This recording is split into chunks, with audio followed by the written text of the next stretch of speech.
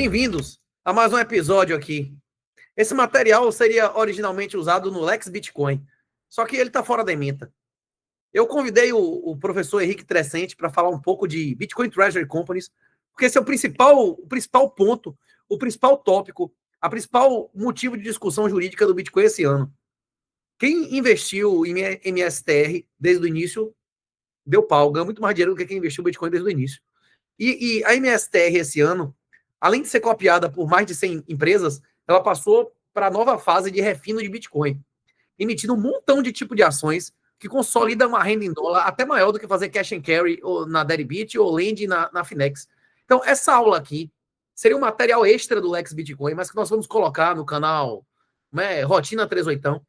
E o professor Henrique, ele dá aula no nosso curso Lex Bitcoin de famílias empresárias e sucessão empresarial. Salvo engano, é aula 9. Como utilizar Bitcoin, como as famílias empresárias podem usar Bitcoin. Muitas coisas que ele vai falar aí podem não se aplicar a você que reside no Brasil, porque ele é um advogado que atualmente reside nos Estados Unidos, assim como o Guilherme é um advogado que atualmente reside em Portugal. Agora, se você que está me ouvindo quiser conhecer pessoalmente Valandro, doutor Henrique, doutor Guilherme, eles todos estarão em São Paulo na semana que vem. Vai ter Orange Day, né? Isso não é Orange Day lá da Orange, e vai ter Satisconf. A empresa do Valandro vai ter como é o nome? Como é? Stack Beat vai fazer propaganda, vai ter o espaço físico dela lá. A empresa de custódia do Guilherme vai ter o espaço físico dela lá. E se eu puder dar um caveat aqui, eu tenho uma amizade pessoal com o doutor Henrique, até maior do que com o Guilherme, certo? Eu sou fã do cara, devo ao cara, e além disso, Guilherme é altamente comprometido, ocupa cargo na Orange, na Melius, não é isso? Na Cash 3. Isso. E o Henrique é investidor anjo da Orange. Então, já que cada um deles tem a sardinha deles, a gente deixa os dois puxar e cada um julga onde é que fica no meio dessa conversa, né? Só que eu acho que você que está me ouvindo aqui, o grande problema da maioria da galera que vem me conversar não é nem aumentar a riqueza, é como é que consegue yield. Como é que consegue yield? E esse refino do Bitcoin, que é a estratégia do Bitcoin Treasury Company do Saylor, ele faz isso através de uma série de tipos de ações preferenciais que gera renda até 10% ao ano em dólar perpétuo, isento de imposto. E é isso que eu quero ouvir o Henrique explicar, porque além de advogado, além de investidor, além de um cara que tem décadas de experiência em sucessão empresarial, famílias empresárias, governança familiar, ele é um investidor, porra, desde o início nessa porra desses papéis, não é isso? Mande bronca, doutor Henrique. Eu só vou lhe interromper na hora que você me autorizar, não é isso? Quando a galera estiver meio com sono aqui, eu dou o toque, como é que chama? Cômico. Fora isso, meu negócio é assistir aqui e aplaudir, viu? Meta bronca. Bom, vamos lá, obrigado. Minha honra, Renatão. Minha honra, é um prazer estar aqui contigo. Obrigado por ter me convidado. É um tema que eu gosto muito. Vou ter a oportunidade de falar algo que são poucas pessoas que realmente estão aí em cima, olhando, vendo, até porque é um fenômeno muito recente. Você pode dizer que tudo bem, que a MicroStrategy, ou hoje, a renomeada Strategy, né? Começou em 2020, mas era algo ainda muito início, não se entendia exatamente o que o Saylor estava querendo fazer. Olha, esse dashboard deles aí, o painel do acionista dele aí é sensacional e é em tempo real. Você pode ver, ó, o primeiro ali, em cima, em laranjinha, tem MSR, tem as quatro, MSR ordinária, é a ação ordinária, tá? Ó, só um parênteses rapidinho. Por que a gente está tão se detendo em cima, sendo que tem centenas de Bitcoin Treasury Companies e a gente está falando tanto de Michael Saylor, tanto de Strategy? Porque é disparado a maior, mais estruturada, e é a que começou todo o negócio. Então, e ele foi, o playbook dele é o que é seguido por essas centenas de empresas. Por isso, só para deixar claro por que a gente deteve tanto tempo falando do Saylor e da MSTR. Então, ali onde o Renato está mostrando, a STRD, STRK, STRC, STRF, STRF, essas quatro são as preferenciais, tá? Cada uma tem a sua característica. Uma pagou 8%, outra pagou 10%, a que pagou 8% tem conversão, tem um strike de 1.000, converte. A STRC, ela mantém estável e você pode... tem 10% ao ano também. Aí tudo. as Os caras dívidas. botam aqui, inclusive, o vencimento da porra toda, não é isso? Isso, aí são as dívidas, aí são os convertible bonds. Inclusive, você pode ver aí que tem cupom zero, cara. Tem um que vence em 2029, é zero Zero, cupom, zero, cara. zero, zero, né? Zero, cara. Vários, praticamente. Então, essa é a dívida dele aí, com vencimento médio aí de 4 anos e meio. Da dívida dele, que tá gerando, cara, é realmente. Volta na página, no início ali, Renato, que dá para ver bem aqui, ó.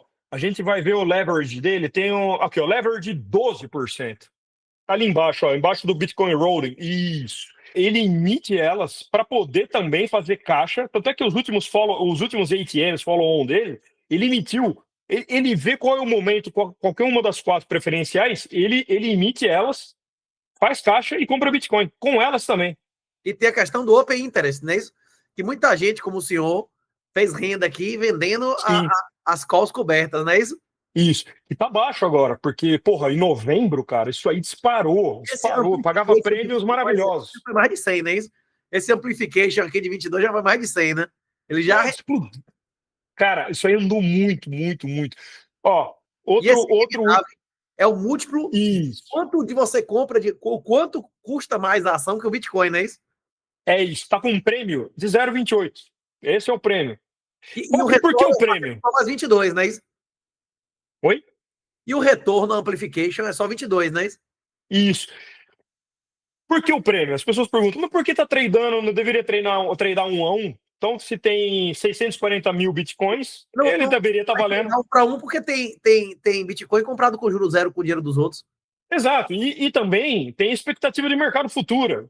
Se o mercado está otimista, esse MNEV dispara, vai para 2, 2,40, que a gente viu. Se o mercado está bearish, pessimista, esse MNEV cai. Porque as pessoas têm, no mercado de capitais, mercado de ações, tem muitas expectativas futuras que estão em jogo. E são os traders. Nós não somos traders. A gente até não recomenda isso, né, Renato? A gente, assim, a gente fala que, 4 anos é o mínimo que você tem que segurar o teu Bitcoin. É day trade. Você tentar fazer trade para ganhar dinheiro, normalmente o cara se fode. Agora, você ter estratégias macro, inclusive para fazer hedge, eu não sou contra, não. Sim. O cara tem 60, 70 anos, precisa do dinheiro para gerar um fluxo de caixa em casa, é racional. O cara botar um terço em dólar, um terço em Bitcoin, e a cada 15, 10, ele rebalancear, né? Ou mesmo no cover call em opções, aí joia. É trade. Mas é um trade cover call, é papai e mamãe. É um hedge, você está hedgando. É um hedge. Exato, é um hedge. Não, aí é ok. O que a gente tá pensando aí, quando a gente tá falando de trader, é o cara que tá querendo acertar a mosca no dia ou em uma semana. Cara, é difícil e costuma dar ruim. Então, mas isso movimenta mercado, isso movimenta MNEV, isso movimenta prêmio. Então, que é o que os traders gostam muito, né? Que se queixaram muito quando ele começou a fazer o ATM da ordinária, da MSTR mesmo, né? E agora ele deu uma parada e tá fazendo só das preferenciais, das preferred. Mas é isso, cara. Aí o dashboard dele, aí o painel de acionista dele é sensacional. Tem todas as informações. Isso médio, cada dia de compra, não é isso? É isso. Tem da MetaPlanet, é muito bom também. Eu vi, é quase uma cópia desse dele aí, só que o dele parece mais palatável. E aí você vê aí também, né? O tamanho. Que deu pau nem Tirando onda, porque desde quando ele conta desde quando ele adotou a Bitcoin Strategy, né? Então, desde que ele adotou, o quanto valorizou no período aí. As opções dele tem uma volatilidade maior e aí um valuation maior, tá vendo? Não é isso perfeito. O cara lê isso aqui e souber ler, o cara for literado, alfabetização financeira, mesmo em uma situação dessa, que em um ano a ação praticamente não variou, ela deu oportunidades gigantes para cima e para baixo, inclusive para o lado, para o cara fazer hedge vendendo opções, não é isso? O cara vendendo Exatamente. Renato, e vamos puxar um gancho para a aula no módulo 9, que é a questão de famílias empresárias e a questão de Bitcoin. Tudo isso que nós estamos mostrando é importante porque vai haver esse momento, já está acontecendo esse momento de que famílias empresárias com estratégias de governança bem montadas vão se ligar a esse maior ativo, a essa tecnologia, a essa grande questão financeira que é o Bitcoin, que pode garantir dinastias, pode garantir perpétuo.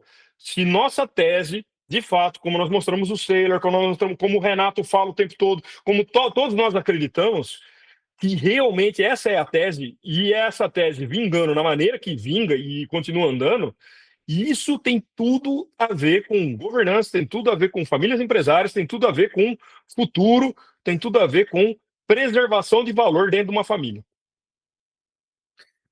Essa aula 9 aí não vai ter aqui no canal, não é isso? Essa aula 9 é pra galera lá do Lex Bitcoin, não é isso? Ah, é do Lex, ok. Isso. Mas quem tiver interesse de encontrar pessoalmente o Guilherme que mora na Europa, o Valandro, o doutor Henrique aí que mora nos Estados Unidos, essa semana vocês vão ter oportunidade, Orange Day, como é? Orange Day e SetsConf, isso. Um abraço aí para Lucas, né? Lucas que organiza a SetsConf da Vintel, não é isso? É o Lucas. E espero que vários negócios sejam fechados aí, viu? Que a galera realmente... Eu não vou dessa vez não, viu? Mas não sei nem se algum dia eu vou passar Desconf. Eu acho que essa era a oportunidade que eu tinha, só que ia passar um monte de semanas fora de casa, e os próximos é capaz de, nas próximas gerações, os bitcoins já tá mais intocado ainda. Nem vale a pena mais aparecer um negócio desse, né? Pois é o que você sempre fala, né? Vai chegar uma hora que a gente realmente tem Daqui a que... pouco vai no encontro lá aí da Flórida, como é? Ou de Nova York, né? Cara, você tem que vir. Você vai ver. Olha, eu vou te falar, eu fui na Bitcoin Conference agora em Las Vegas e, cara, tava Loucura, né? sensacional. Loucura, loucura. Não tinha lugar. O J.J. Vance, que é o vice-presidente aí, palestrou. Não tinha lugar na sala, não tinha como entrar na sala. E tava todos os caras aí da comunidade brasileira estavam lá, né? Os Os caras estavam lá fazendo empresários, network, todo mundo lá. Empresas como a Solvana, que você bem lembrou, que é a questão de real estate com Bitcoin. me ofereceu passagem hotel para ir a Las Vegas, só que a gente estava em Portugal, não é isso? E a Bipa me Foi. ofereceu passagem hotel para ir para a SetsConf. Dessa vez aí tem que pagar pau. E a Bipa tá querendo me bancar em alta aí. Viu? Agora, a última Rapaz, vez que me no hotel, velho. Rapaz, os caras me botaram no hotel de R$ 120 a diária, velho. Rapaz, o lugar mais derrotado do Rio de Janeiro, velho. Então, baixa, tiro, gritaria, som alto, velho. Aí, Lapa ali, onde tem o centro da cidade, não é isso? Os caras me botaram no baixo meretrício da Zorra, velho. Aí eu fiquei, rapaz, isso é um hotel grátis, meu irmão, não é não? É? Não. Rapaz, eu tomei café um dia, velho. Eu comi um ovo, passei uns 5 dias vomitando, chega a perder uns 3 ou 4 quilos, velho. Do quê? Rapaz, bicho. Bom mesmo foi Portugal, hein, Renatão? Portugal foi top. Foi top, viu? E eu espero voltar aí em Portugal, eu espero em janeiro me picar no Brasil, e no longo prazo, eu espero ter casa em Portugal e nos Estados Unidos. Acho que são lugares, velho, que eu vou frequentemente, viu? Esse negócio de zero imposto para vender Bitcoin com mais de um ano que você tenha no bolso, até para você residir em Portugal uma vez, só para fazer a realização, a integralização e depois de ter outra residência tributária, é maravilhoso, não é isso? Não, Portugal é maravilhoso para nós brasileiros. Aí eu acho também uma excelente jurisdição e é Bitcoin friendly, né? Ainda, né? Ainda. Esperamos que siga. Eu não duvido que daqui a 6 meses, um ano, quando a galera assistir isso aqui, bote aqui embaixo os comentários, o dashboard da Orange e o dashboard da Cash 3, não é isso? Da Melhões, né? Pois é, para fazer pra gente fazer. Estão devendo. Cara, as companhias brasileiras estão devendo botar um dashboard desse na. Não, então precisa. A Orange, o Gui comentou até contigo, né? Falou que vai pôr aí em breve, né? Vai estar aí em breve no ar. Rapaz, eu tinha interesse, viu? Rapaz, eu tinha interesse de ir nesse negócio, eu tinha várias perguntas para fazer, viu? Mas eu acho que o senhor vai me representar melhor ainda e vai trazer todas as respostas aí do Lex Bitcoin, inclusive, né? Vamos. E vamos fazer daqui, como isso está andando, Renato? É tudo muito novidade, é tudo muito novo, está andando muito rápido. Vamos fazer uma atualização disso daqui a alguns meses, daqui a um trimestre, uns 3 meses para frente, a gente faz um outro, atualiza a galera, explica melhor. É muito novo. Aqui realmente para mim faz muito sentido com a possibilidade de conversão, é Strike, pagando 8% ao ano. A Strife, para pessoas que não querem, que querem 10%, querem tranquilidade, tipo uma renda fixa, dividendos pagos trimestral. Comprou na emissão, agora é 9,1, né? Isso no valor dela. Porque ela deu uma andada, né? Valorizou. Aí o yield dela cai um pouquinho. Sim. E a Strat, a última, com o C no final, cara, que é sensacional. Porque ele é uma renda fixa 10%, cara. Não, tá 10,5%. Porque ela tá 98. 6, não é isso? Porque ela tá tradando 99, entendeu? A ideia é tradar 100. Aí o 100 ele estabiliza no que ela tá prometendo de 10. Essa com D, a 13%, essa aqui apanhou com mala velha, velho. É porque ela apanhou, porque ela apanhou. É. Não, e Mas paga assim, a cada. Essa é a mesada. Essa STRD é a mesada, que paga 4 vezes por ano, não é isso? é trimestral também a Strike, com K no final também é trimestral, e a Strike também. A mensal é a com C no final. Ela paga mensalmente. As outras são trimestrais. Rapaz. Mas, porra, tá pagando, pagando bem pra caramba, cara. Assim, cara, é muito recente. Pode ver aí o market cap delas, são tão pequenas, cara.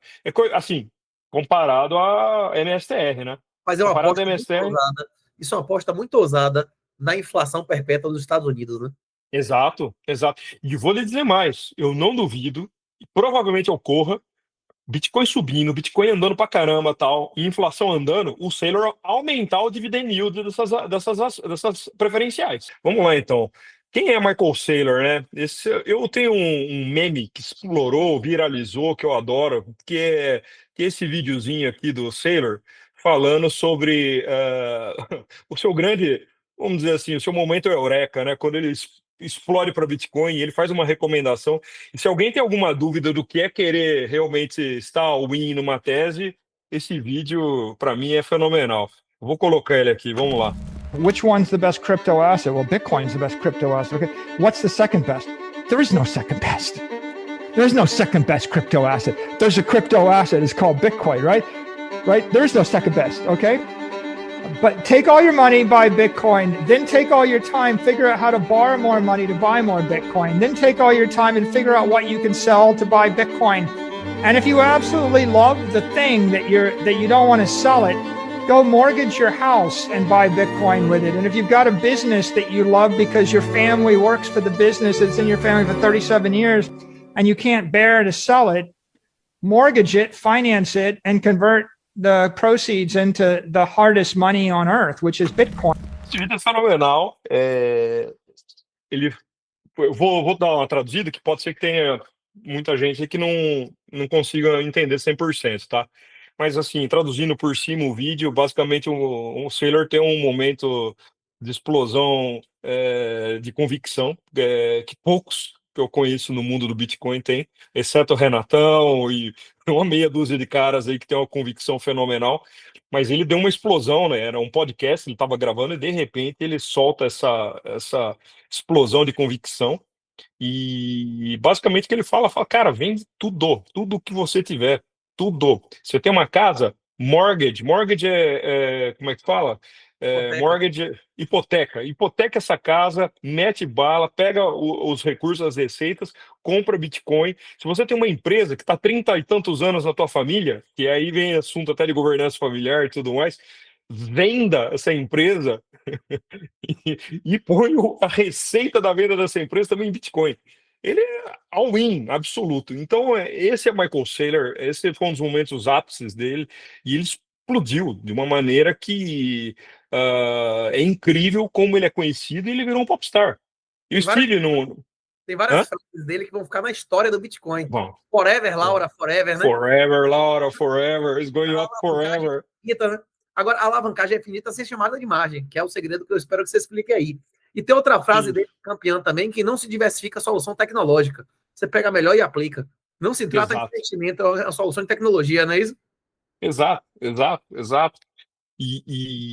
Cara, e esse cara começou essa história aí, ele não digo um hater, ele não chegou a ser um hater, mas ele foi ele teve um momento em 2012, por aí, tem um tweet dele, até no Twitter, tem um Twitter dele dizendo que Bitcoin, o que é isso, tal. E o cara teve um momento que realmente despertou para coisa e veio com tudo. Ele é um cara também fora da curva. Eu conheci pessoas que conhecem ele e eu estive com ele aqui nos Estados Unidos num evento que é o Strategy Day, que é um evento do dia que reúne acionistas da Strategy. E aqui nos Estados Unidos teve esse evento, eu fui lá participar. Tive o prazer de cumprimentá-lo, ficar alguns minutos ali, eu ouvi ele um pouquinho, pessoalmente, e é um cara, assim, realmente você vê, ele é diferenciado, ele é um cara que é fora da curva. Em 1998, em 88, ele funda a MicroStrategy. Ele conta na biografia dele aí e tal, ele conta que ele queria ser rockstar ou Top Gun, ou professor universitário. Uma das três ele queria seguir na vida dele. Rockstar ele não tinha vocação nenhuma, então ele abandonou. Ele conseguiu entrar para a aeronáutica americana, mas ele teve um diagnóstico errado no cardiologista do exército americano, da aeronáutica americana, dizendo que ele não poderia ser piloto. E ele desiste. Na verdade, não que ele desiste, ele é posto na reserva. Ele fica na reserva da aeronáutica americana, mas ele ganha uma bolsa para fazer engenharia aeroespacial no MIT. Quer dizer, um cara fazer engenharia aeroespacial no MIT, você já vê o background do cara, quem é esse cara? Lá ele se forma, faz a graduação dele e ele começa, no final da década de 80, os microcomputadores, os computadores estão começando a bombar, né? E ele, na Dupont, ele era um interno, estagiário ali e tal, de estagiário ele se torna efetivo, e de efetivo a Dupont oferece para ele uma sala, funcionários, computadores, grana, e ele funda a MicroStrategy e começa a fazer data análise. Que basicamente era o trabalho dele? Ele diz aí na biografia dele que ele fazia análise, ele tentava prever mercados, prever preço futuro das commodities da Dupont e prever também oferta e demanda, né, sobre os produtos. E ele começa a rodar data análise em computadores, de uma maneira ainda bem incipiente, né, no final dos anos 80. De lá, cara, esse cara bombou, a empresa dele bombou, foi crescendo, ele foi ficando cada vez maior. E aí ele se tornou aí olha, no final dos anos 90, cara, tanto é que depois aí tem uma sequência, um outro slide, mostrando que realmente explodiu. Quando explodiu a dot-com, né, a bolha do dot-com, ele estava nessa. Mas enfim, a empresa dele cresceu muito, ele ficou bilionário em uma década. Coisas que só as empresas tech conseguem, né? Aqui tem mais um vídeo que também que eu acho bastante interessante. Eu não vou passar ele inteiro, eu vou passar um trecho, mas que dá para mostrar como ele começou quando ele virou a chave para Bitcoin em 2020. Aí especificamente falando de Bitcoin, tá? Well, Scott, when in 2020, I was very frustrated and a bit depressed. I don't think I was alone. A lot of people were frustrated and depressed during that time period. And I was, my company was worth $600 million enterprise value, and I'd worked 30 years, and I could not break through against the Microsoft, juggernaut, and I couldn't figure out how to grow it. And after 10 years of trying, I figured maybe I should just retire and go gracefully off and just and call it a day. Eu vou dando uma traduzida aqui para quem não está sem legenda, mas ele diz aí que em 2020, depois do lockdown, da pandemia e tal, ele estava meio depressivo. A empresa dele varia em torno de $600 milhões. Ele já estava pensando em se aposentar, estava pensando em parar e não sabia muito o que fazer, meio deprê, com toda a situação que estava ocorrendo. Ali ele começou a entender também o conceito de inflação e começou a ver que ele estava com $500 milhões em cash, estava pensando até em devolver para os acionistas esse valor que estava em cash no tesouro da empresa, né? Mas enfim, aí ele foi a grande descoberta dele. And I think, as I said, I discovered Bitcoin out of frustration and desperation. And first it was just something to do. And then I realized it was a good technology. I went from, I'll buy it because I don't have a choice to do anything else, to I'm an investor. And I started thinking Bitcoin is like Facebook for money, or it's like a dominant digital monetary network. And I started becoming a tech believer in it. But then I emerged as a maximalist, Scott, which is, you wrote your book about the four, and at the end of the book, you basically are a little bit jaded. You're like, these guys got too much power and they abuse their power, and the world's not a better place for that. That's because they're companies. And if Bitcoin was a company, if it was a big digital banking network, it probably also gets corrupted. What I realized is Bitcoin is a decentralized protocol. It's a commodity. It's ethically superior to a company. It's ethically superior to these big tech companies. Especificamente sobre esse ponto aí, houve muita censura aqui nos Estados Unidos também no período da pandemia. Então, Facebook já é notório, sabido, o próprio Zuckerberg já falou isso abertamente, que foi ou se utilizou de censura durante aquele período de lockdowns e tudo. Então, aqui ele está dizendo a superioridade moral e ética do Bitcoin em relação às techs, as big techs companhias. Ele faz um paralelo com as big techs, né? Ele descobrindo essa tecnologia. Então, ele dizendo da superioridade moral do Bitcoin, porque é incensurável, né? Because it represents a protocol of economic empowerment for 8 billion people and everybody on Earth, regardless of your views. And so I basically went from opportunist to investor to maximalist. And now I'm of the opinion that the human race moves forward through clean energy, clean food, clean money. And human misery was our water was dirty, our food was dirty, we didn't have energy, we had dirty clothes, we had doctors with dirty hands and dirty instruments and the like, and we had dirty money. Que interessante que ele fala o progresso da humanidade, né? E fala que ao final ele termina dizendo nós tínhamos um dinheiro sujo, né? Que em realidade aí é a grande realização dele é entender que essa máquina de impressão de dinheiro sem lastro, sem nenhum pudor que os governos pegam e imprimem, né? É um dinheiro que acaba se tornando sujo, né? E aqui ele faz essa comparação, ele continua na comparação no momento da grande descoberta dele, comparando a superioridade tecnológica e ética do Bitcoin em relação ao que nós chamamos convencionalmente aí de dinheiro hoje, né? And for the last 500,000 years, all of our economics have been broken and the human misery has taken place because copper tokens and giant stone coins and glass beads and silver coins and gold, none of these things were perfect capital assets. They were never a settlement network and they were never a non-deflationary asset. Bitcoin represents clean money. It represents economic energy and economic empowerment. So my mission at this point is I would just like to spread it to 8 billion people. I actually think Bitcoin is hope. I think you can fix a company, fix a country, fix a family. E aqui é o que o Renato fala muito, né? Aí tem um paralelo com o discurso do Renatão com o Saylor. Que ele fala que o Bitcoin realmente ele põe a ordem moral dele desde das famílias aos estados, aos países, nações, etc. Põe-se em uma ordem moral. Ele realmente, o Bitcoin, ele tem esse poder de consertar relacionamentos, que o Renato sempre fala muito bem. It won't solve the other problems. It doesn't cure cancer, and it doesn't make you a good basketball player, and it doesn't resolve political differences and religious differences. I get that. What it does is it gives people a working economic fluid that doesn't drain 10% of their economic energy per year. E aqui é o de matar, né? Os 10% drenados do nosso suor, trabalho, dedicação, empenho, essa média desses 10% ao ano que a gente é sugado, né, por esse dirty money, esse dinheiro sujo, né?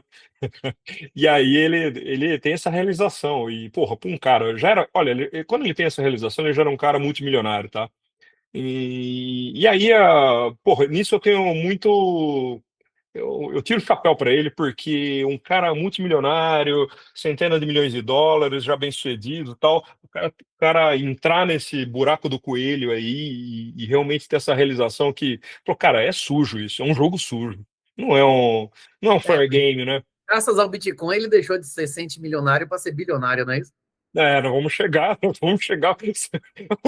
porrada que esse cara deu em 5 anos. Nós estamos com. Ele já estava acostumado a perder 80% várias vezes, como a gente já perdeu 80% várias vezes antes de ser Bitcoin, não é isso? Já. Também eu tenho um slide que foi na .com lá, a explosão da bolha. Out the back door. And so I'm a big advocate for digital capital in the same way that 150 years ago, maybe I could get really excited about spreading electricity to the world. But if you found fire, you would want people to know about fire. And, Henry Ford, as I said, he put the fire in an engine and he gave us wings. He let us fly. And so the world's a better place with the automobile or the plane or aluminum or steel or computers or AI. Ele faz esse paralelo também do Sailor é maravilhoso. Quando ele pega as grandes descobertas da humanidade, desde o fogo, a energia elétrica, ao carro, ao motor a combustão e tudo, e essas grandes mudanças tecnológicas que fizeram a humanidade dar saltos qualitativos, e aí ele faz comparativo com o Bitcoin. Poxa, para muita gente aí que ouviu isso lá, desde quando ele começa a falar bastante, realmente muda os conceitos. Fala, pô, o cara tá falando de uma tecnologia que veio realmente para, mais importante do que ou tão qual importante é a energia elétrica, tão qual importante o motor a combustão, o alumínio para desenvolver as aeronaves, etc. Enfim, é sensacional esse comparativo dele que ele faz. Tem para quem tiver interesse, tem uma série desse cara. Ele fala umas 6 ou 7 horas, acho que mais de 7 horas. O Breedlove. Não, é Robert Breedlove, que é o caso. Breedlove, isso, Breedlove, é ele mesmo. É sensacional essa série. Essa série, cara. Ele conta a história do direito, da tecnologia, da engenharia, da história da humanidade, da política, relacionando as tecnologias. Porra, é do caralho, né? Sailor Series com Robert Breedlove, não é isso? É isso, Sailor Series. Vale a pena, tem no YouTube, esse cara é bom. É uma belíssima entrevista. Aí eu até descobri por que o castor é o símbolo da MIT. O castor é um bicho engenheiro, né? Ele derruba árvores, ele faz represas para pegar os peixes, para pescar os peixes. Enfim, ele dá cada sacada que você não imagina. Fala, pô, como é que esse cara tem umas... Vai saber que o castor é um... é um engenheiro, por isso é o símbolo do MIT. Or whatever it is. I just think the world's a better place with digital capital or clean store of value money. You could say it's a fair and equitable way for us to settle our differences. And there's something nice about that. E aí ele termina dizendo que realmente todas as nossas diferenças, as questões que nos envolvem com dinheiro sound money, né, com dinheiro puro, dinheiro sonante, realmente facilita muito o desenvolvimento e as ideias entre nós como sociedade. Bom, no próximo slide aí ele começa arrebentando 250 milhões de dólares, que olhando em retrospectiva peanuts perto do que foi do como é que ele foi andando com isso. Ele começa usando o dinheiro de caixa da empresa e depois aí dá para ver bem a quantidade de compras, né, que ele tem. Aqui ainda é pouco, depois eu tenho um outro slide mostrando aí a sucessão de compras. A hora que ele começa a fazer o follow-on no Brasil, o ATM aqui que eles chamam, aí o cara não para, aí ele não para mesmo. Aqui foi quando o Renato comentou, aí foi um momento bastante difícil da carreira dele, que ele tomou um tombo de 6 bilhões de dólares em 1999, 2000, a matéria aí de 2000 nesse jornal. Estourou a bolha .com, a empresa dele estava muito alavancada e ele tomou um tombo. Foi quase a quebra dele em 2000, mas ele deu a volta por cima, né? O Sailor, ele começa a ficar muito popular nos Estados Unidos e um dos primeiros podcasts foi esse The Pump do Pump. Isso aí tem até a data aí, dá para olhar melhor exatamente, mas foi dia 16 de setembro de 2020, cara, que ele começou a compra exatamente aí, agosto para setembro de 20, e aí ele começa, cara, que nem o Renatão, começa em todo podcast, seja quem fosse que convidasse ele, com produção sem frescura, sem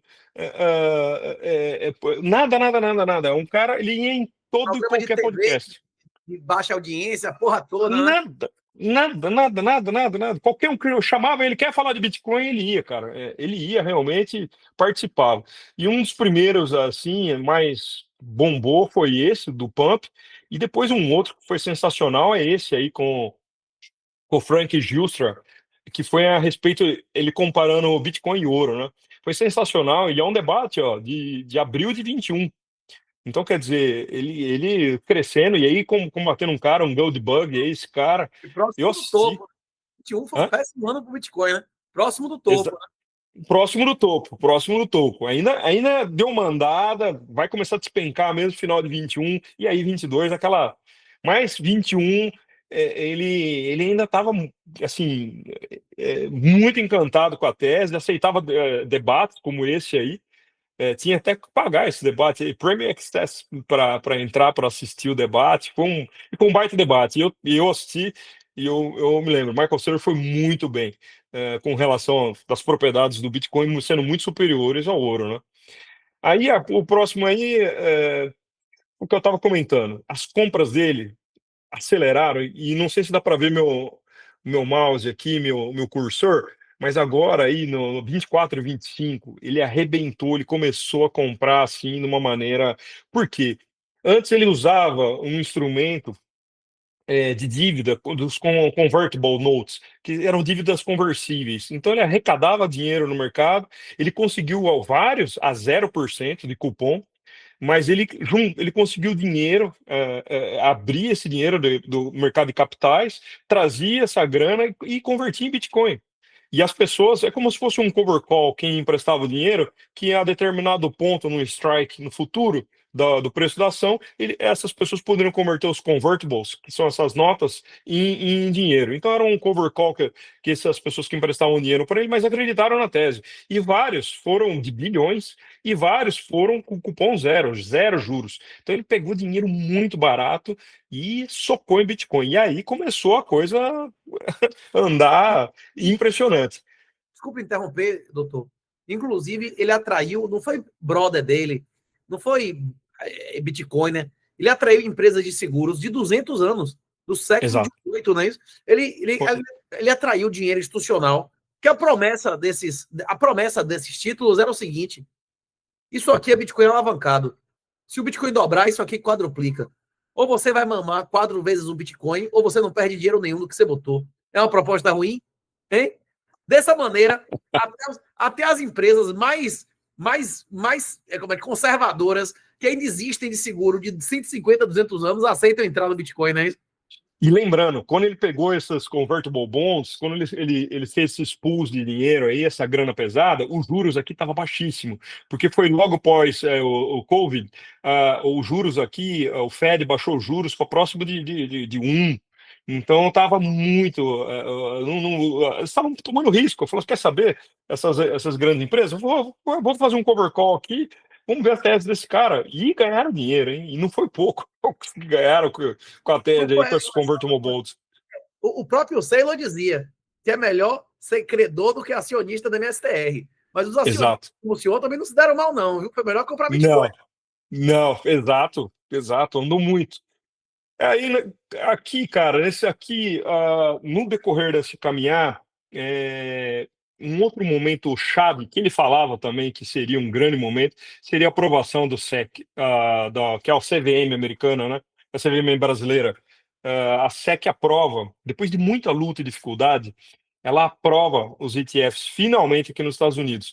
Então, muita grana de muita gente não quer ter autocustódia, e que é compreensível até. Eu entendo, o Renato explica isso muito bem sempre, essa questão de ter a soberania plena. Mas tem pessoas, tem a vovozinha de 80 anos, tem pensionistas, tem uma porrada de gente que eu não quero ter autocustódia. Até vi aquele cara lá, o Plan B, aquele cara, ele pegou todos os bitcoins deles, vendeu e converteu tudo em ETF na Europa, quando ele mora lá, e porque ele falou, eu não quero mais saber de autocustódia. Tem pessoas que abrem mão da autossoberania. E ok, aí é de pessoa para pessoa. Eu entendo perfeitamente o que o Renato ensina e concordo com essa questão da soberania, mas teve muita gente que não tem condições, não querem aprender, não querem se esforçar com isso. Então os ETFs são uma beleza, porque você compra o papel e está lá. Você terceiriza essa responsabilidade da autocustódia. Então, Para a pessoa que está assistindo entender o que o Henrique está dizendo, eu convido vocês a entrar num site chamado bitcointreasures.net. Esse Bitcoin Treasuries, ele lista quantas empresas abertas, quantas ETFs, quantos governos tem quanto de Bitcoin. Hoje, a MSTR tem 640 mil Bitcoins. Tipo assim, ele tem mais Bitcoin do que as outras mais de 100. Todos os outros. Do que todos os outros. Agora Todos os outros. o ETF, que surgiu agora, recentemente, Ah, sim. Aí. já tem o dobro do que O IBIT. ETF somado, americanos, só americanos, já tem o dobro de Bitcoin do que Ceylon, não é isso? A BlackRock, o IBIT da BlackRock foi realmente explodiu. E mais. E olha que tem grandes bancões americanos ainda que não estão aceitando colateralizar. Você colocar as suas ações do IBIT como dívida, dar em garantia como dívida e sacar. Então, ainda tem um potencial maior, tem um gatilho ainda que está sendo construído. Qual é o nome do aplicativo? O cara financia a própria casa em Bitcoin. Ele está fazendo morte. Horizon, tem a Horizon, que é uma, e tem a. Eu já vou lembrar a segunda, tem uma segunda também. São duas empresas. O cara hipoteca a casa sem pagar nada. 10 anos de alavancagem, só pela metade do lucro, não é isso? Exato, exato. As maravilhas de poder se alavancar nos Estados Unidos. Como é na internet? É Horizon.io, como é? Horizon, dá uma tentadinha, Google ela que vai aparecer. Ela é até patrocinadora de alguns podcasts e tal. Dá uma olhada. Bom, é aprovado em janeiro de 24 o ETF, e aí bomba, o mercado bomba, o Bitcoin anda muito. E só que a gente tem que lembrar que a MSTR, muita gente achava que o ETF ia substituir a MSTR. Muita gente falou, não, porque a MSTR, a MicroStrategy, basicamente é um ETF alavancado. Tá? Nada, ao contrário, o que aconteceu é que muita gente foi para o ETF e a MSTR andou mais ainda, por incrível que pareça. Muita gente acreditou, entendeu a tese, viu que a MSTR não tem custo, como o IBIT, você tem um custo para fazer a custódia a IBIT cobra por isso, né? Tem uma cobrança, e não tem como alavancar, coisa que a MSR consegue alavancar e continua alavancando. Então, a tese do MSTR ser um ETF alavancado ficou por terra, porque ela andou. Se você pegar o gráfico do IBIT desde janeiro aí de 24 e a MSTR, você vai ver que ela continua andando, performando muito bem. Aqui até peguei aqui um outro vídeo, ó. Dá uma olhada nessa. É incrível como a MSTR performa. Nesse vídeo, dá para ver bem, Renato? Tem a Strategy contra a NVIDIA. Dá uma olhada como que a MicroStrategy anda. A Strategy é laranja, tá? A NVIDIA é verde. Tem um site que eu sempre uso como referência aqui. Dá uma olhada lá nos Assets Market Cap. Se for nos Assets Market Cap, vocês vão ver que a NVIDIA é a empresa hoje em dia maior do mundo, né? 5 trilhões, bateu 5 trilhões. Mas olha nesse vídeo aí, ó. Na semana que o Nubank deu pau na Petrobras e se tornou uma empresa do Brasil em valor de mercado, empresa aberta, né? Pois é. Que foi impressionante também, batendo vale e tudo mais, né? Mas aí você vê que a Strategy andou, assim, performou maravilhosamente, ainda que estamos falando de NVIDIA, 5 trilhões. Você vê que ela realmente, a tese foi maravilhosa. Esse slide que eu gosto... Daria mais uma hora de debate. Muita gente está dizendo que a NVIDIA, negociando a 90 vezes o PL dela, é bolha pura, não é isso? Pois é, tá. Um trimestre aí, meu irmão, que tropece, tem potencial de cair 10 vezes. Agora, para cair 10 vezes em MSTR é difícil. Aqui esse slide basicamente é mostrando o poder do Bitcoin. Eu acho maravilhoso o Bitcoin aí, o que ele faz por nós, e o Fiat Money, o que ele faz aí, que acaba sendo um atraso, uma âncora que a gente tem que carregar. E aqui esse meme aí do pai, por que você não tem nenhum Bitcoin? Aí ele fala, brincando, o pai fala, eu vendi tudo para BlackRock a $25.000 cada. Aí o filho fala, pode me pôr para adoção. Portanto, a decepção, né? Porque o cara realmente aconteceu que muita gente acabou que achou maravilhoso aí a questão de deixar sua soberania e vender seus bitcoins, e a BlackRock passou limando, né? Aqui, outro ponto que eu acho fundamental destacar,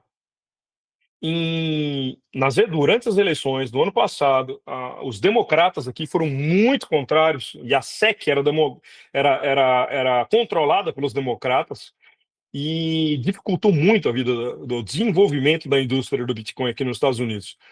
Tanto que o Trump, em julho de 2024, ele vai na Bitcoin Conference em Nashville, no Tennessee. Só que uma semana antes, ele toma um tiro, uma bala de 5,56, né? A poderosa 22, né? Que matou mais gente, né, Renatão? Tomou na orelha. Eu tava assistindo, vi a situação, eu falei, ele não vai na Bitcoin Conference, imagina, acabou de tomar um tiro na orelha, pô, o cara sobreviveu por um milagre. Ele foi, Com cara, outras ele foi. tentativas de assassinato. Abortaram outras 2 tentativas que não chegaram a atirar, não é isso? Pois é. E ele vai, cara, ele vai na Bitcoin, uma semana depois do tiro, ele vai na Bitcoin Conference em Nashville e salda os bitcoinheiros, faz a promessa do Ross, iria As libertar o 3 Ross e promessas. Nessa Bitcoin Conference, ele fez 3 promessas pra gente. Free Rosubrit, Free Ross. inclusive não apenas perdoou o Rosubrit, perdoou um monte de vagabundo, até CZ, não é isso? DCZ. Até CZ, não é isso? Até o inimigo, porque o inimigo, pelo menos o CZ enrabou o inimigo deles, não é isso? Quem enrabou a empresa que era dos democratas, não é isso? Inimigo do meu inimigo é meu amigo, não é isso? A segunda é não permitir nenhuma norma que interfira na liberdade de autocustódia, que a liberdade de autocustódia é a liberdade de ter armas, é a liberdade de expressão. E a terceira é não vender Bitcoin de apreensão, não é isso? É isso. É isso. E alguns outras dessas 3 macros e outras paralelas. Por exemplo, o CBDC, ele e a turma dele, o CBDC aqui nos Estados Unidos, não vai ter CBDC, não vai ter. Ao contrário, né? Privatizaram, que é o que a gente está vendo em sucesso da Tether, que bombou. Se você que está me ouvindo tiver interesse de pesquisar isso, pesquise uma coisa chamada Genius Act, ato gênio. Depois desse ato, em menos de 9 meses, o volume de negociação das stables bancárias aumentou 70%. É impressionante. A estratégia oficial do governo americano, inclusive foi denunciada lá pelo russo, tem um vídeo foda do russo dizendo que eles vão empurrar o dólar, não sei o que lá, o governo americano, a empresa hoje mais lucrativa por empregado na história da humanidade é a Tether, que está levando a sede agora para El Salvador, fazendo um prédiozinho deles lá, e eles querem, os Estados Unidos querem facilitar o acesso do africano, do venezuelano, do brasileiro, do argentino, do turco, do iraniano, de qualquer cara do terceiro mundo que tem controle de capitais, que tem hiperinflação ao dólar.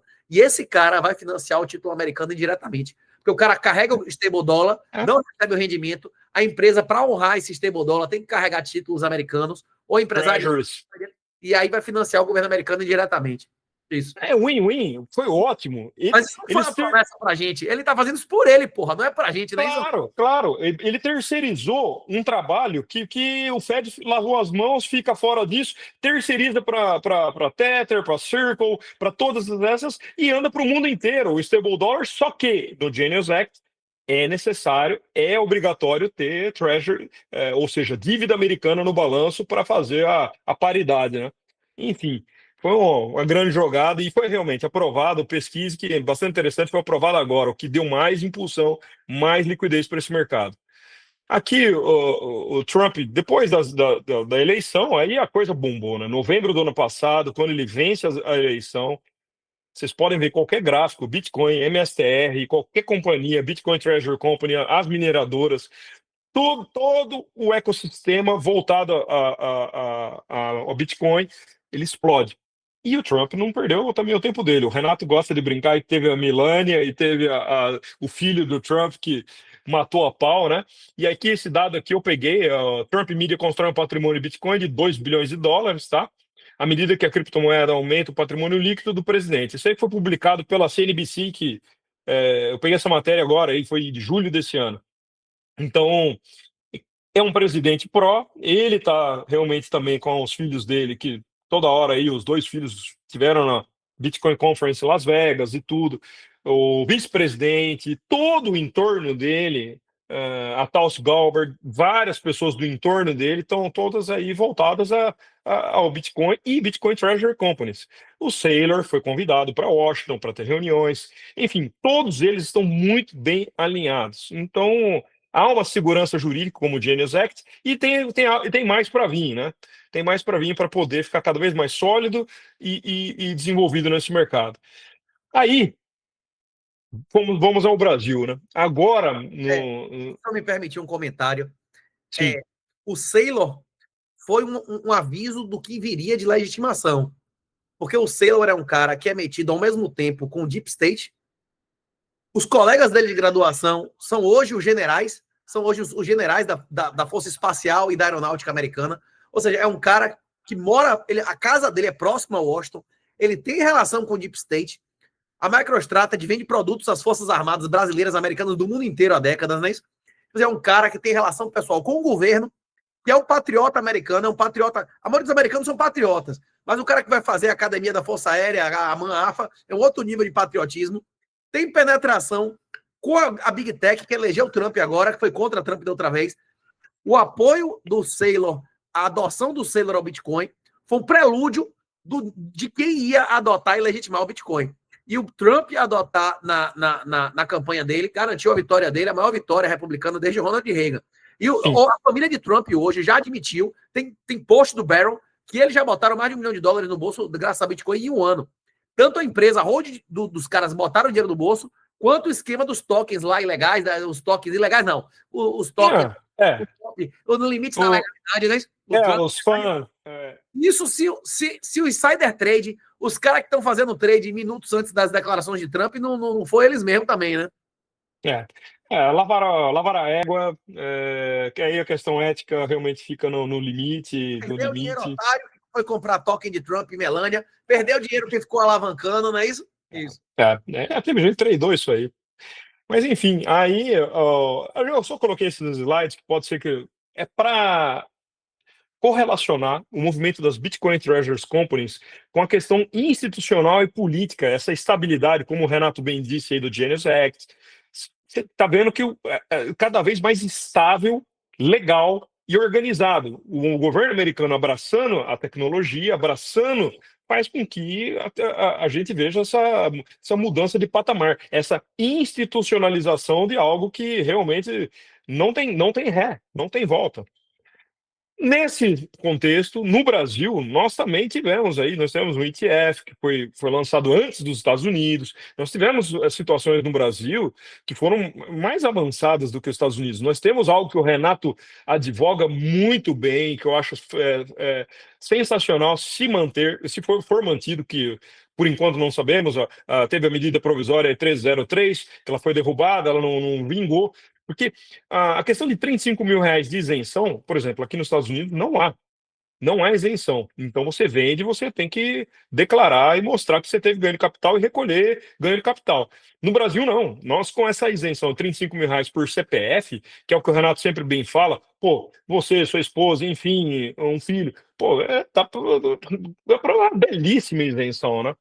Pior do que imposto é fazer o reporte. Porque se você tiver que fazer o reporte e pagar imposto de um picolé, como você não vai fazer o reporte, você cometeu crime comprando picolé. É evasão fiscal. E viabiliza qualquer transação, né? Exato. Foi que você falou, que se passasse a 303 lá, cara, ia moer as corretoras nacionais, iriam realmente, ia ser uma volta terrível para a indústria de Bitcoin no Brasil. O próprio Haddad ia arrecadar menos. Exato. Ia sumir da legalidade, não é isso? Ia legalidade para informalidade. Exatamente.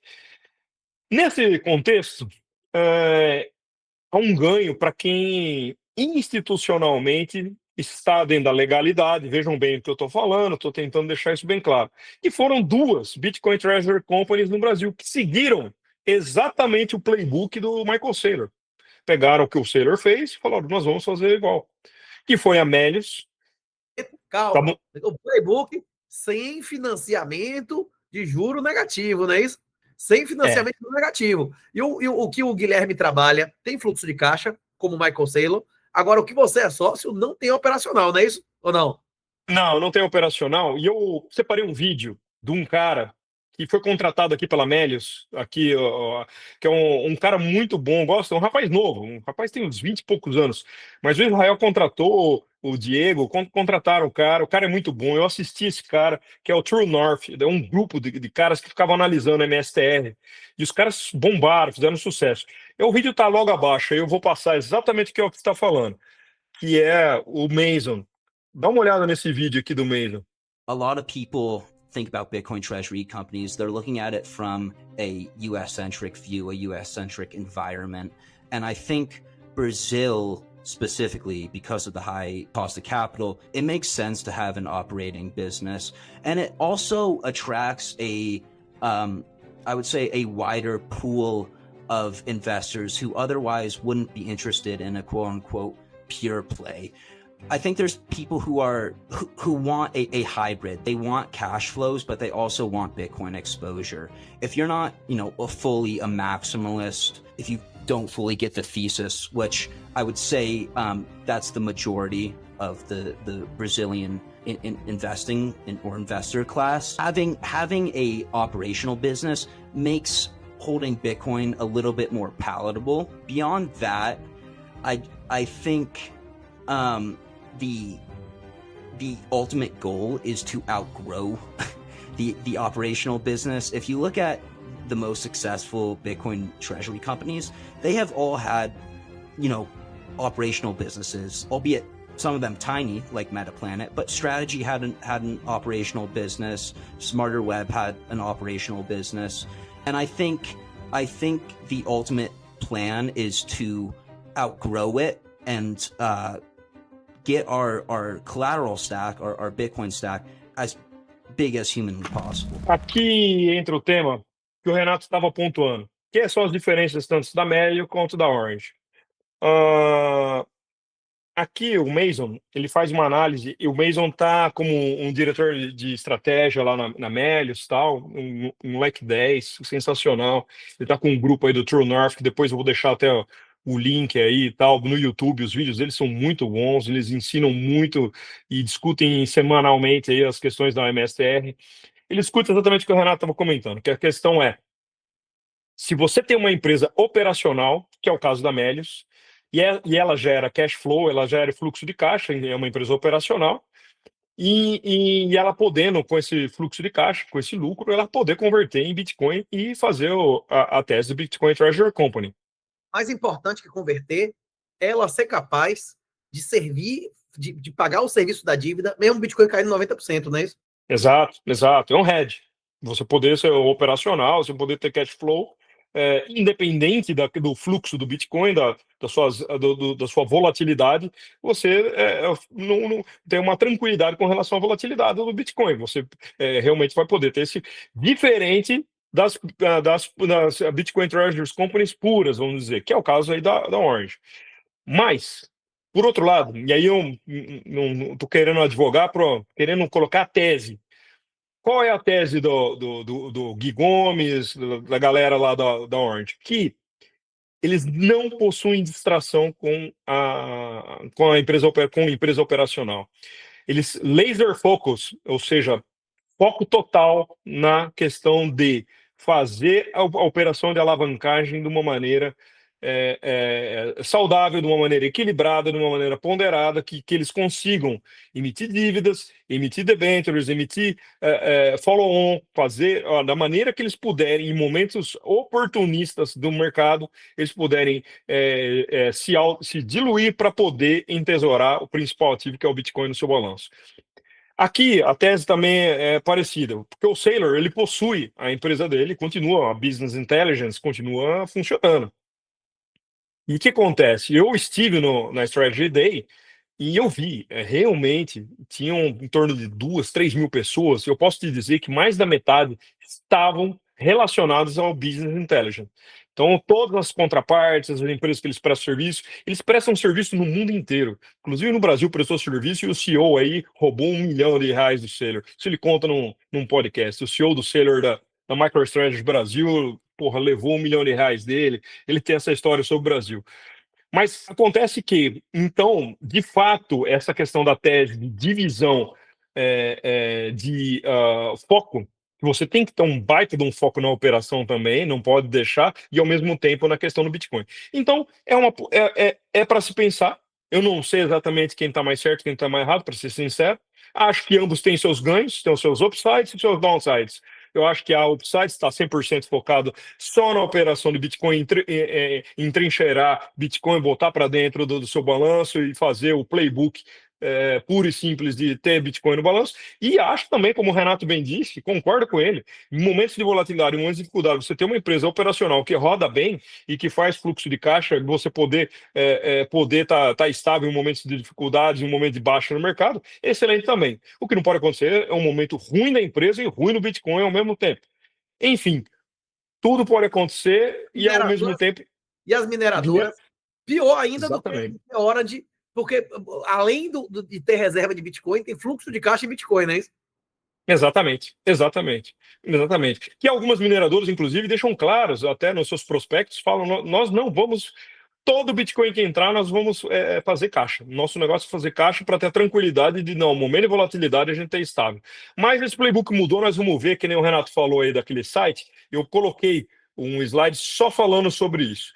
Aqui os caras do True North, quando eu falei, MSR True North, os caras são sensacionais, todos muito bons, análises excelentes.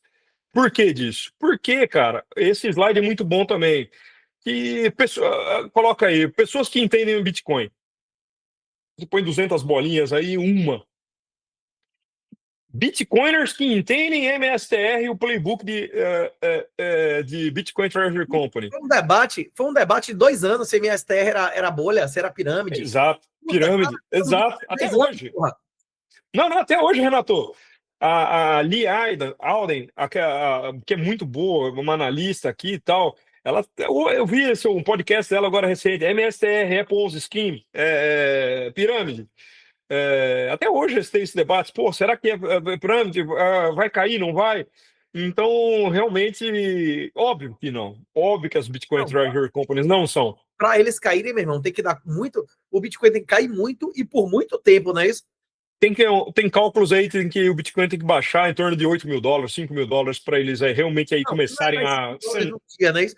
É cair para $5 mil e ficar lá Exato. Muito isso. Exatamente.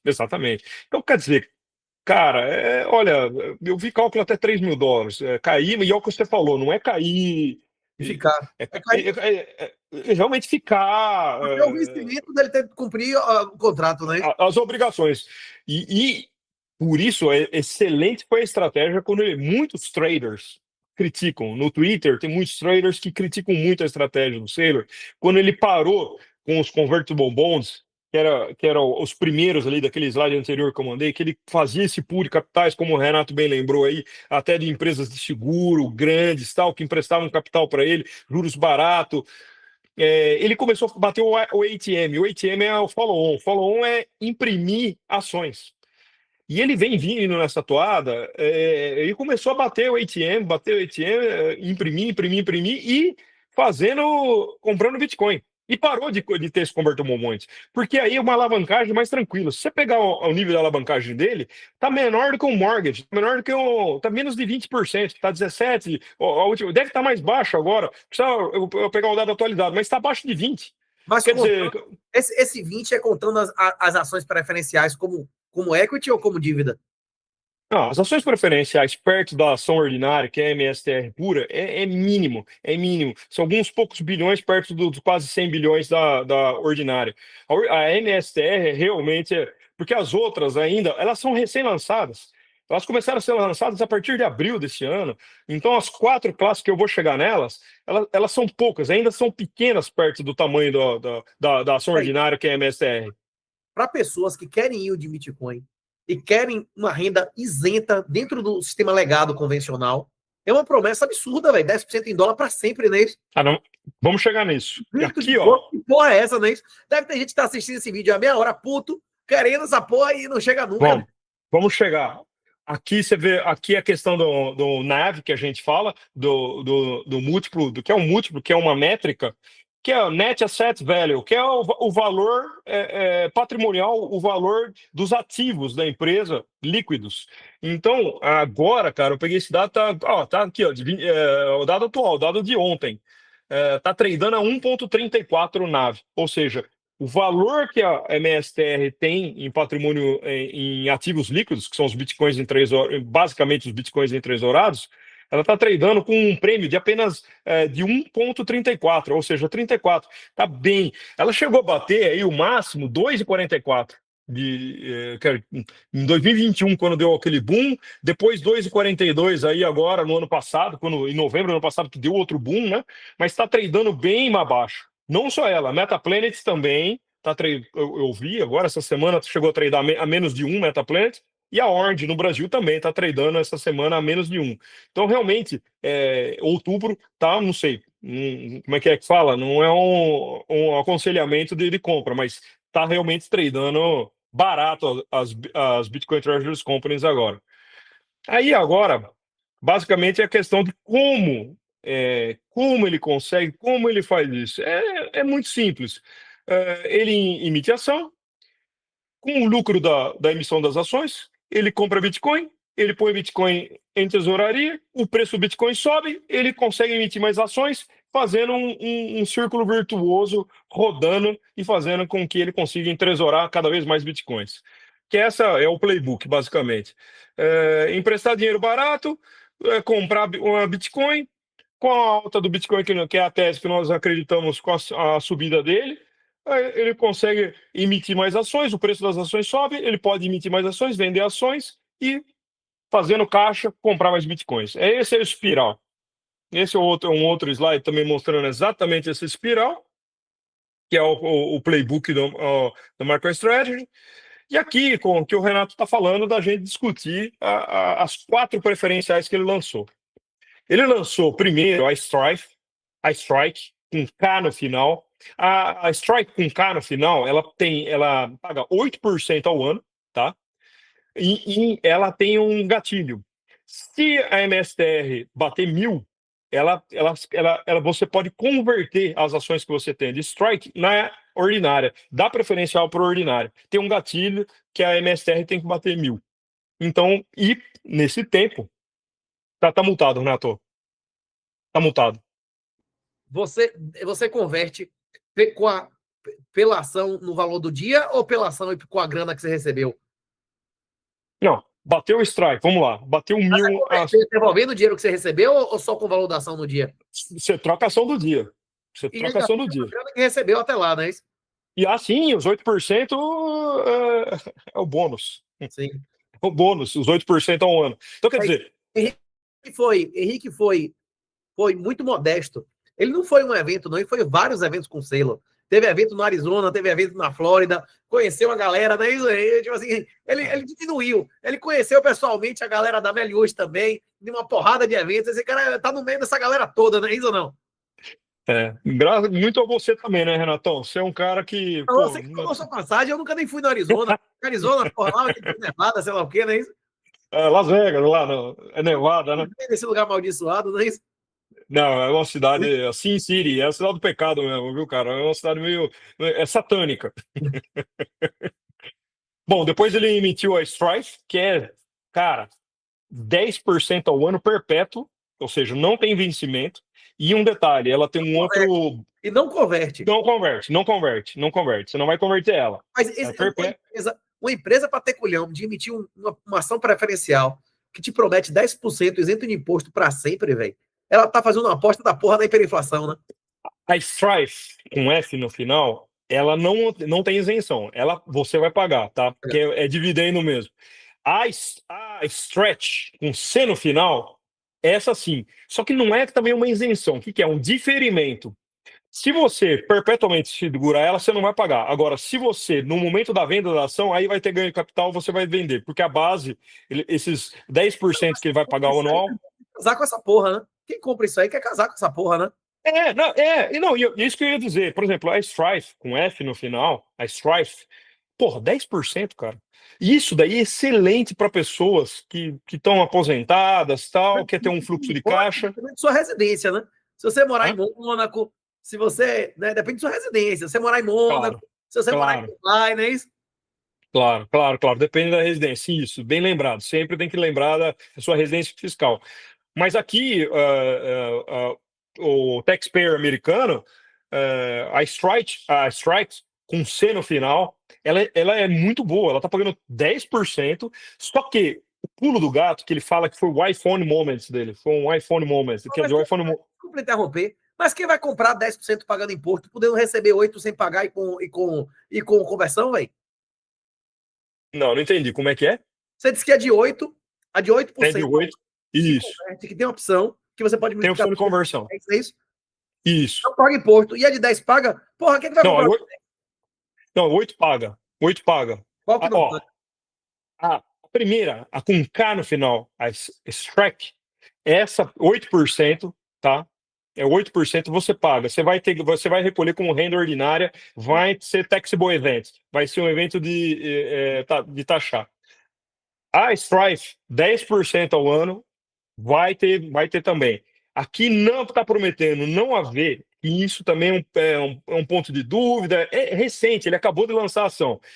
Com C no final, a Stretch, ela estaria diferindo esse imposto. Ela também promete 10%, mas com o iPhone Moment dele, que ele falou que foi o grande momento, o que acontece? Então, até hoje nós estamos gravando aí dia 30, né? 30 de outubro. Hoje está caindo o Bitcoin, está dando uma boa queda, dando uma boa correção e tal. Se você olhar agora aí, Renatão, pode olhar aí, a Stretch com C no final, ela está estável. Ele mantém ela, o grande lance dela, ele mantém ela como se fosse uma renda fixa, você comprar um título de renda fixa parado na casa de 98 a 100, 101 a ação. Ele vai manter estável o preço dela, pagando 10% ao ano de dividendo. Então, quer dizer, as outras possuem um pouco de volatilidade, a Strife com K no final, a Strife com F no final, elas possuem um pouco de volatilidade, elas sobem, descem. Já a Stretch com C no final, ela não. Ela está estável, ele trade ela estável, ele faz operações para deixar ela estável no valor dela e pagar os 10%. É como se fosse uma renda física. É SRSTR RC. C no final. C no final, C de cebola no final. Essa nem tava no meu, nas que eu acompanho, tá vendo? Só tinha as antigas STRD, STRK, STRF. Ainda tem mais uma. Põe ela aí para você ver se ela não tá verdinha hoje. Nessa queda toda aí que você colocou aí, tá tudo vermelho, você vai ver que ela tá verdinha. Bom, pelo menos até o horário que antes da gente entrar começar a gravar tava verdinho, porque ele mantém estável ela, ele não deixa ela cair. Tá subindo. Tá subindo um pouquinho, mas o pulo do gato, ele tirou a volatilidade da ação para prometer às pessoas, falou, em vez de você colocar num CDB americano, no money market, não, você vai colocar essa ação e ela vai manter a estabilidade dela, manter uma paridade ali na casa dos 100, 98, 100, 101, ali nessa casa de estabilidade, sem grande volatilidade e te pagando 10%. Pô, foi ótimo, é uma renda fixa e com um imposto diferido. Eu acredito pessoalmente que esse negócio de refinaria de Bitcoin é genial. Agora, para a pessoa do Legacy, para a pessoa jurídica, isso aqui é perfeito. Ele está fazendo a posição. Agora, para a pessoa física, o futuro de sair, especialmente em DeFi, vai ser colateralizado com cross-collateral. Você pegar emprestado real, você pegar emprestado real iraniano, como é a moeda do Irã, essas porcarias, contra uma carteira de um terço dólar, um terço ouro, um terço dólar. Isso, que é a cestinha ideal, né? Vai ter um terço dólar, um terço treasury, um terço Bitcoin, cara. Contra real. Você só vai precisar ter paraíso fiscal, um ano fiscal. Você realiza, monta a carteira, o resto da vida pode morar onde você quiser, o inferno fiscal que for, que não vai ter evento taxável nenhum se não tiver imposto sobre patrimônio, não é isso? Exato. Não, é excelente, excelente. Eu acho que esse tá chegando, tá? Tá chegando esse momento. Mas, enfim, por hoje, o que temos de melhor no Legacy, na TradFi, nas finanças tradicionais, é o que o Saylor está colocando. O Saylor fez uma conta, o Pong Lee, que é o CEO da MSTR, ele fez uma conta que ele acredita que está em cerca de 30 trilhões de dólares, que é o dinheiro que está em, tipo, o CDB aqui nos bancos americanos, money market, dinheiro líquido aí empossado aí, conta corrente e tal. 30 trilhões, ele acredita que se a Strategy conseguir 1% para nessas que paga o dobro. Pô, hoje a Treasury está pagando 3,5, 4 com esse crédito do banco. O cara botar 10? Não está 10, é mais que o dobro. Então, quer dizer... Não, a tendência é o juro diminuir, né? O mesmo que não, o mercado ainda sinaliza 60 e tantos % de sim, não é isso? Exato. E convenhamos, né? Além do juros estarem caindo, os juros caindo, ele mantendo, poxa vida, você está com risco Bitcoin, né? Você não está com risco do governo americano, o risco Bitcoin. A questão é desmistificar o Bitcoin. Muitos ainda não entendem. Esse é um ponto que a gente ainda está no começo. Bom, aqui que é um outro slide, numa apresentação dele. Inclusive, hoje está sendo a apresentação dele a divulgação do balanço trimestral.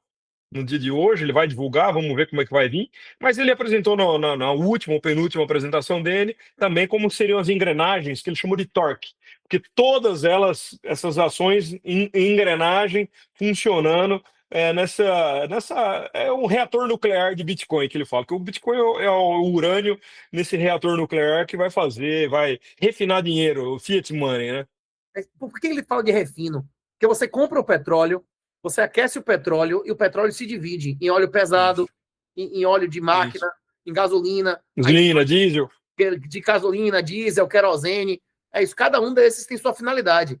A mesma coisa o Bitcoin. O cara bota o dinheiro numa Horizon, numa Solvana, ele tem um objetivo. Sovana. Era Sovana que a gente queria lembrar, é isso. O cara quer usar o Bitcoin para gerar equity, é uma coisa. O cara quer usar o Bitcoin para alavancar, é outra. O cara quer usar o Bitcoin para fazer funding, cash and carry, gerar renda em dólar acima do mercado, é outra. Ele vai pegar e criar produtos que gerem interesses complementares e a empresa dele, como tem na teoria da empresa de Quasi, vai ser apenas um fecho de contratos, não é isso? Que vai viabilizar uma caralhada de pessoas ter relações, não é isso? Cada um gerar utilidade máxima para o outro, retirando o que ele quer. Troca, como é que comércio é a troca que leva o valor. Quanto mais interesses complementares o cara tiver associando, meu irmão, a tendência é aumentar o valor, não é isso? Exato, exato. Aqui, Renato, eu deixei um slide aí que depois os alunos podem olhar com calma, com tranquilidade, que está bem explicado, detalhado, cada uma delas, comparando cada uma. São 4 preferenciais, que são aquela sopinha de letrinhas, que é até difícil às vezes de falar. Uma termina com... Você falou, eu nem conhecia, eu só sabia das 3, que era 10, 8 com opções, e a outra que paga todo mês, né? Que tem a mesada, né? São 4, né? São 4. Isso, agora a última, que ele chama de iPhone Moment dele. iPhone Moment que ele fala que ele faz uma piada como Essa última o Steve Jobs. Você que não vai pagar imposto, não é isso? Isso, que vai diferindo. Paga 10%, diferindo, estável. Você mete sua grana lá. Por exemplo, meteu $100 mil, você vai sacar $100 mil mais 10. Que, claro, anual, né? Anualizando esses 10% ao ano. Mas o que acontece? Ele tira a volatilidade. O que ele promete, e está cumprindo, e a gente está vendo, agora no momento de volatilidade, que o Bitcoin está caindo bem hoje, você vai olhar essa ação, pedir para você dar uma olhada, pode olhar, você vai ver que ela está estável. Ele segura ela. Ele faz recompra, vai variar de 99 a 101, não é isso? Isso, para a pessoa ter a tranquilidade de que o dinheiro, no momento que está batendo, ele está ganhando os juros dele. É como se fosse um CDB, um Money Market Account, uma conta que está rendendo ali. Vai perder 1% para realizar. Exato, exato. É a tese. Então, é excelente. E, de novo, backed by em português Fundado, lastreado, né? Lastreado em Bitcoin, que é os 640 mil Bitcoins que ele tem. Ó, aqui uma curiosidade, tá vendo o Giga Shed? Tem herdeiros. Será que ele fez igual a... Como é o nome do magnata lá que gravou comigo como é o nome? Ryan, que disse que quer gravar várias raças e tal. Os caras escondidos. O outro não disse que tem 122 filhos aí espalhados, o cara do Telegram. Né? O Pavlov, como é que Pavlov? Eu esqueci o nome do cara. O cara, o mega...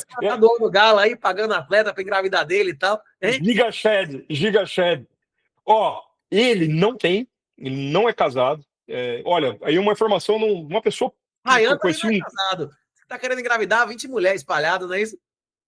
Eu não sei. É uma estratégia que aí, meu amigo. Haja Bitcoin, viu? Se você vai investir muito ou vai ter muitos descendentes, não é isso? Olha, e de várias esposas, tudo eu não recomendo, sinceramente. Eu também eu sou cristão como o Renato e prefiro seguir o que o nosso Senhor mandou. Ter menos descendentes e concentrar mais recursos neles e mais tempo, né? Não, podemos até ter vários, mas com a mesma mulher, né, Renato? Acho que Não, foi o que eu conversei lá no negócio da igreja. Eu não conheço nenhum momento da Bíblia que Deus tenha revogado a poligamia. Agora, não conheço nenhum exemplo de poligamia que deu certo, não é isso? Não. Deu merda não vai. Deu merda com Salomão, deu merda com Abraão, não é isso? Vai dar ruim. Vai dar ruim. É simples assim. Já dá ruim, já dá problema com a zorra, não é isso? Agora, o Saylor, o que eu percebi aqui, inclusive tem um amigo brasileiro que teve com ele diretamente, teve um jantar com ele e tudo. Ele gosta muito de barco e tal. Ele tem ele tem um iate e tal. Bom, o Giga Shed. E fala de barco, beleza, uma conversa de hobby, num jantar com o cara e tal, mas quando falou de Bitcoin, cara, que aí o cara transforma. Parece que o cara entra num momento assim de hiperfoco e começa a entrar lá, teorizar e vai longe. Ele não casou, não tem filhos, mas ele é bem. O que tudo indica, a sucessão vai ser feita dentro da própria família dele. O irmão, ele tem um momento dele que ele realmente ganhou muito dinheiro, foi com uma sobrinha dele. Ele foi dar de Natal, presente de Natal em 2010, 2011, um iPad. A sobrinha dele pediu um iPad. E ele não conhecia exatamente o que era um iPad, 2010, estava recém lançando os iPads. A hora que ele pega, a sobrinha queria muito, ele compra um iPad para dar de presente de Natal para a sobrinha e ele vê aquilo na mão, um iPad, o que era um iPad, ele falou: a Apple está muito subavaliada, vai bombar. Que é o livro dele. Ele escreveu um livro chamado The Mobile Wave, que é um livro bom. Ele conta, inclusive, como ele ganhou muito dinheiro com a Apple, porque ele comprou uma porrada de ação de Apple quando ele viu isso. E, enfim, entregou o iPad para a sobrinha, mostra todo um carinho com a família, porque ele também já declarou publicamente, ele possui 17 mil bitcoins dele, ele próprio, na física, dele, né? Então, ele já declarou isso em podcast, tudo. Mas, enfim, o plano de sucessão dele, etc. E é uma coisa maravilhosa. Eu botei esse slide um pouco provocativo, porque também para dizer que é um cara também sensacional. Ele possui a chamada Sailor Academy. A Sailor Academy, e olha, pode pôr aí no Google aí, Sailor Academy, vocês vão achar. Tem vários cursos de graça, gratuitos, tops. Ele contratou gente de primeira qualidade, inclusive o Seifedin Amus, deu o curso de escola austríaca de economia, é o Seifedin Amus que dá. Cara, de Bitcoin, curso de Bitcoin, tem tudo. Você tem o inglês. Você tem um inglês bom, cara, você vai lá, tem de marketing, administração, business, cara. E qual que é a ideia dele? Ele vai com os recursos do Bitcoin, o Bitcoin andando forever louder, forever up, e sempre dando esses resultados maravilhosos que o Bitcoin dá. Ele vai patrocinar para sempre essa Sailor Academy e ele vai disponibilizar cada vez mais cursos, melhores cursos, inclusive com certificados, etc. Então, quer dizer, porra, o cara sensacional, né? Um cara que pensa fora. Já tinha dinheiro para viver 100 vidas e resolveu deixar o legado dele, né? Pois e se ele for instrumento para Cintia Lumes, essa galera, fazer a reserva de Bitcoin, vai ser a maior transferência de riqueza do leste para o oeste em 200, 300 anos. Se esses caras venderem 10, 20% do ouro, meu irmão, para meter em Bitcoin, e eles conseguirem fazer essa transição aí, puta merda. Cara, vai ser sensacional. Seria sensacional. Seria maravilhoso. Aqui, cara, estamos acabando, mas esse vídeo eu acho bastante legal. Tá acabando os slides, mas esse aqui eu acho que vale a pena. Foi uma palestra recente dele agora, faz uns 2 meses atrás, por aí, ele falando sobre o que ele acha sobre Bitcoin Treasury Companies. Dá uma olhada. There will be thousands and thousands of treasury companies, just like there's thousands of insurance companies, thousands of funds, thousands of banks. And why will they exist? They will exist because the risk-free fiat credit rate is 50 basis points in Japan and minus 50 basis points in Switzerland and 200 basis points in Europe and 400 basis points in the US, going to 300 basis points soon. And the world wants 10%, right? And who wants 10%? Everybody. Só para traduzir aí para quem não entende inglês, mas ele está dizendo assim, perguntaram para ele, o que você acha, vão existir mais Bitcoin Treasury Companies? Ele falou, milhares e milhares mais vão existir. Por que vão existir? Porque no Japão, 0,5% se paga de juros. Em vários países, aqui nos Estados Unidos, menos 4%. E o mundo quer 10%. Pelo menos 10%. Até um condomínio que você mora de apartamentos, vale a pena para o condomínio fazer caixa em Bitcoin. É melhor deixar essa porra parada em real, o 13º dos caras no fim do ano, o dinheiro para fazer uma obra, que pode ser deferida aí por anos. Você pode dar 1/10 do dinheiro e dizer, na hora que bater o valor, a gente faz a piscina, não é isso? Exato. E é o que ele fala.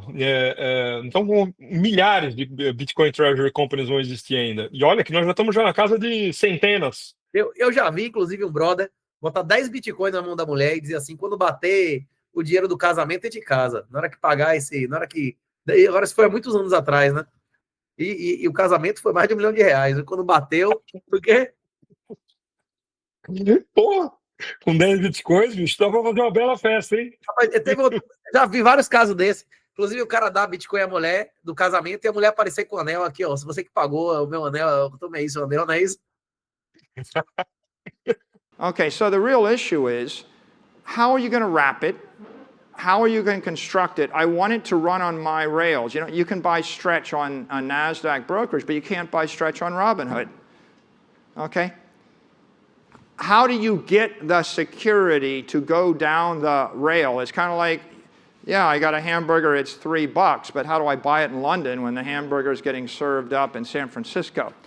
The distribution matters, the container matters, the compliance matters. The marketing matters, right? I mean, do they like you? Do they trust you? So, you know, when I think about Bitcoin treasury companies, I'm like, well, do you have the management team? Do you have a strategy? There's 1,000 strategies, 1,000 ways to do this. Do you have a focus?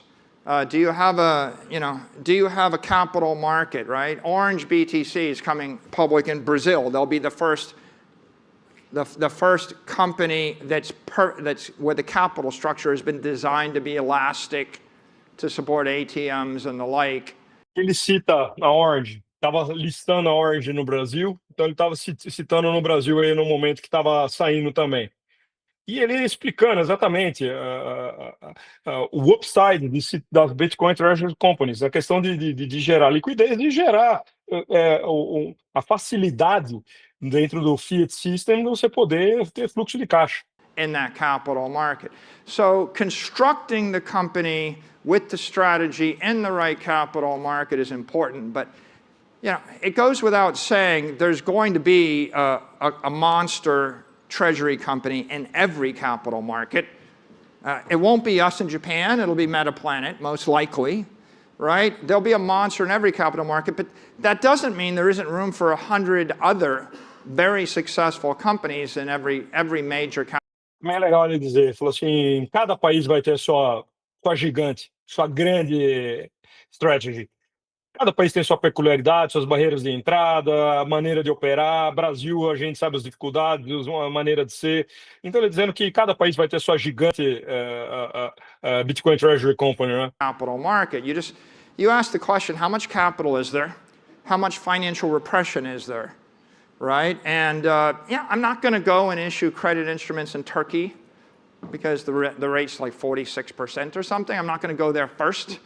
I'm going to go and issue credit instruments, you know, where a 10% seems like a screaming home run, and 10% against a 30% ARR over 20 years, it works out to about 90%. E aqui me deixando claro que mercados que 10%, como os Estados Unidos, vários da Europa, vários mercados, 10%, realmente a taxa do M2, a taxa de inflação, está ali, historicamente, na média, ali batendo nessa casa dos 10%, que é mais ou menos o S&P.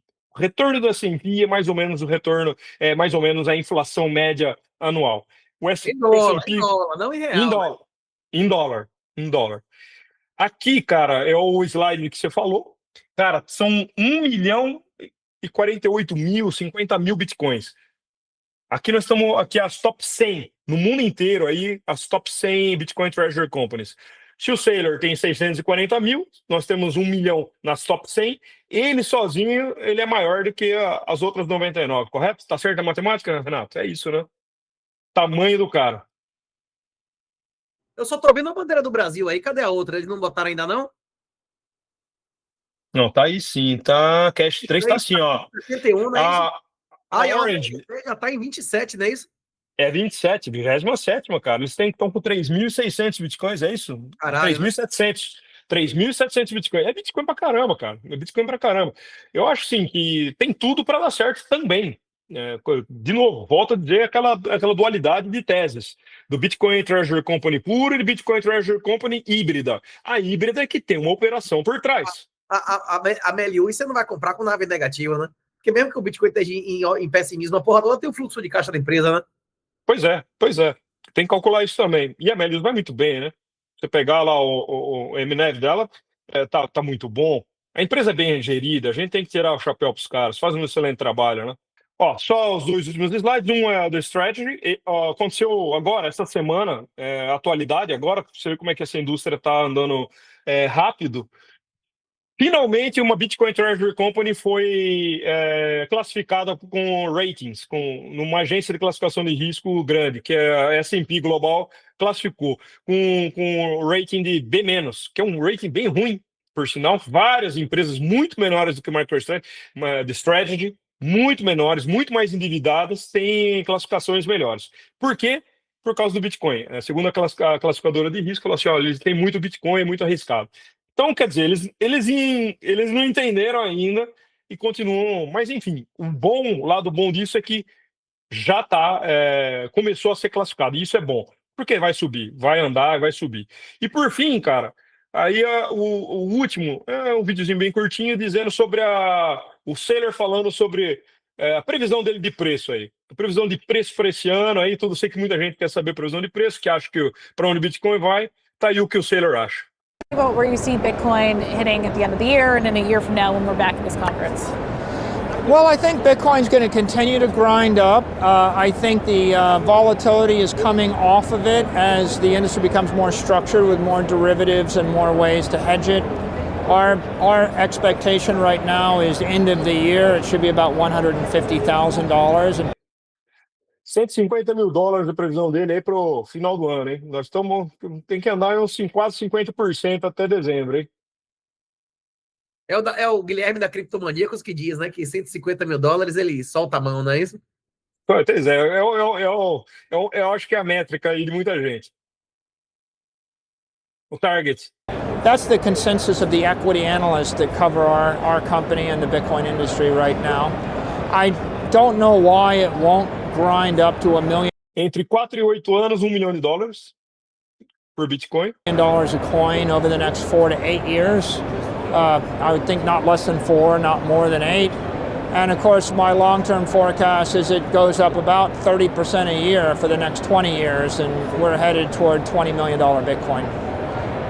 Michael, thank you so much. Yeah, my pleasure. Em 20 anos, quanto ele falou? $20 milhões o Bitcoin, né? Num prazo de 20 anos, aí ele acredita que o Bitcoin chega a $20 milhões.